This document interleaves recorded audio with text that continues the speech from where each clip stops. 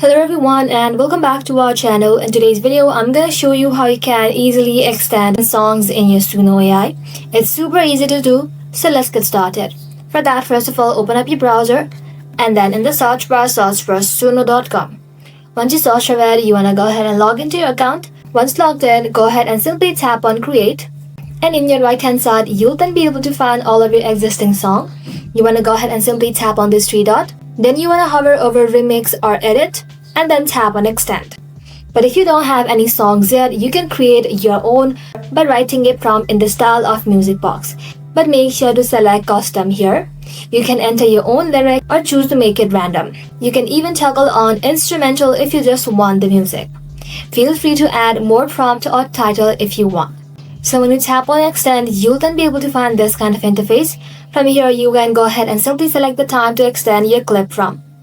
Go ahead and simply select it and play with these settings to extend your song. So when finished, you'll see a new part like part 2, and then you can go ahead and simply click on the three dot next to song to either get a whole song or download just the audio or video file. That is how you can extend songs in Suno AI. Thank you all for watching. If this video was helpful, don't forget to like and sub, and I'll see you in the next one.